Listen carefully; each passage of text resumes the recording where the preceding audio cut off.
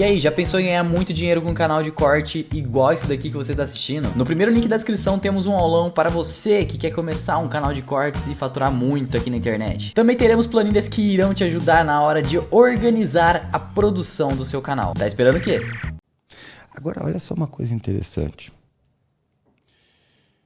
Meninas, e hoje meninos também, mas é muito mais frequente, meninas anoréxicas, certo? Meninas anoréxicas param de comer. Param de comer a tal ponto que isso coloca a vida delas em risco. Param de comer a tal ponto que o organismo delas vê que ela está tão debilitada que para de ovular. Certo? E se você perguntar, elas dizem que não tem fome. E aí as pessoas dizem, mas por que ela faz isso? E aí tem um monte de gente que dá uma informação que eu acho super desinformativa. Porque a gente quer tudo relação de causa e consequência. Então diz, por que a menina para de comer? Diz, porque ela tem distorção da imagem corporal. Então a distorção da imagem corporal. A gente faz uma relação de causa e efeito onde não tem necessariamente uma relação de causa e efeito. A distorção da imagem corporal é um sintoma, assim como a falta de ingestão de alimentos, certo? Existe uma série de circuitos que estão envolvidos nisso, né? Que envolvem dopamina, serotonina. Eu não vou entrar em detalhes aqui. O que eu quero chamar a atenção é por que essa menina, muitas vezes, ela consegue ficar sem comer. E consegue ficar sem comer por um tempo persistente. Porque não é porque ela tem uma distorção da imagem corporal, mas é porque evitar de comer, ter um corpo com sobrepeso, certo? Comer demais e ter um corpo com sobrepeso são coisas desvalorizadas. Uma pessoa que consegue inibir o comportamento é uma pessoa que alimentar, que consegue ter uma dieta, ou consegue deixar de comer, são pessoas que geralmente a gente valoriza por ter muita força de vontade. Quando a gente olha o perfil das meninas com anorexia, a gente vai ver que é um conjunto, que é num momento onde, de certa forma, nosso sistema nervoso está fazendo uma série de alterações, né, que é a adolescência. Então a gente tem uma série de maturações ocorrendo ali, isso é importante destacar. Mas o que essa menina muitas vezes está fazendo, e quando a gente começa a olhar para esse grupo de pacientes, né, você vê que não é só anorexia. Você vai encontrar ali ansiedade generalizada, você vai encontrar transtornos de pânico, você vai encontrar transtornos de personalidade, muito comumente, você vai encontrar depressão, certo? E eu tenho visto na base de muitos desses casos, mas óbvio que a gente não pode generalizar, uma percepção de baixa eficácia. São meninas que muitas vezes têm uma dificuldade de entender o seu potencial e o seu papel para lidar com a vida futura, com as questões que a vida exige dela. E aí, nesse comportamento, às vezes, de tentar e evitar de comer, ela encontra alguma coisa que ela domina. Ela encontra uma coisa que ela faz e que ela tem o domínio, que ela tem controle. Ela consegue controlar o apetite dela. Ela não consegue controlar quase nada da vida dela, mas ela consegue controlar o apetite dela. Isso traz uma sensação de autoeficácia que reforça pra caramba ela. É que nem quando você aprendeu a dar um olho. Você ficou lá tentando. Quando você deu o primeiro, daí fudeu. Aí você ficou querendo mais, cada vez mais, até aquilo ficar. Então, essa sensação de autoeficácia que você tem quando você acerta um olho ou faz alguma coisa difícil, ela também está presente ali. E está reforçando esse comportamento de não comer. Interessante isso, cara. E quase ninguém fala disso.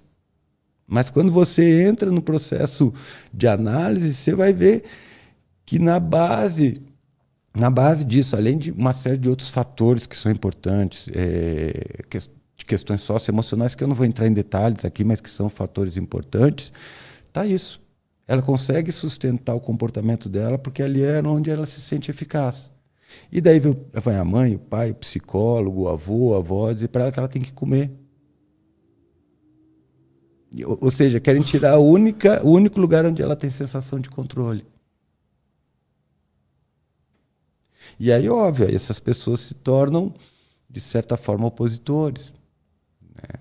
Quando eu trato pessoas com distúrbios alimentares especificamente, a primeira coisa que a gente vai é ver as comorbidades, porque geralmente lá tem questões a serem trabalhadas, não diretamente no comportamento alimentar.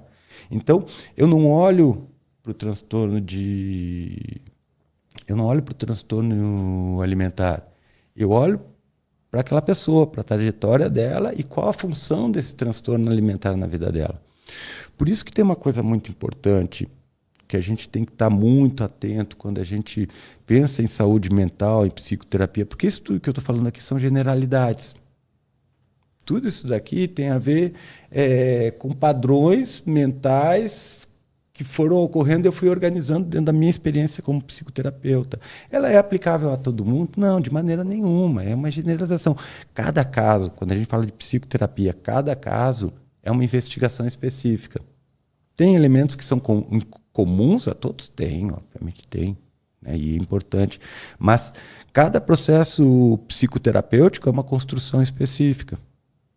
É uma construção única de conhecimento, porque diz como que esses processos que eu te falei de uma forma geral e outros que eu não falei, eles se organizam a partir dessa singularidade específica, desse lugar que essa pessoa ocupa na existência, por assim dizer, né? Então, isso que eu chamo a atenção. Não dá para a gente olhar para as doenças mentais única e exclusivamente pelos manuais. A gente tem que olhar para a função de cada um desses padrões de comportamento dentro da vida da pessoa. Eu tenho alguns pacientes, não vou entrar em poucos detalhes, assim, mas tem condições mais comprometedoras e crônicas, ou seja, eles não vão se livrar daquilo. E alguns pacientes já me disseram que aquilo faz parte deles. Que hoje eles se veem a partir daquilo, né? E isso para mim é muito legal. Não que a pessoa tenha essa condição, mas quando ela consegue construir uma identidade significativa a partir de uma condição que é uma condição que para muitos seria restritiva. Isso é muito bacana. E para mim essa é a grande riqueza, por exemplo, da neuropsicologia, onde eu trato com pacientes com doenças mais neurológicas. É como que essas pessoas que têm condições que às vezes limitariam elas para certas coisas têm que se organizar para produzir uma existência significativa. Isso é muito bacana. Não, sem querer, obviamente, dizer que eu não tenho interesse pelas outras questões que surgem, por exemplo, na terapia. Muito pelo contrário, são fantásticas também, né? Mas com esses pacientes a gente tem condições que, de certa forma, precisam de mais vontade de potência. Então, para mim, tem um interesse muito grande nisso. Aprendi a ter interesse muito grande nisso ao longo da minha vida profissional, né?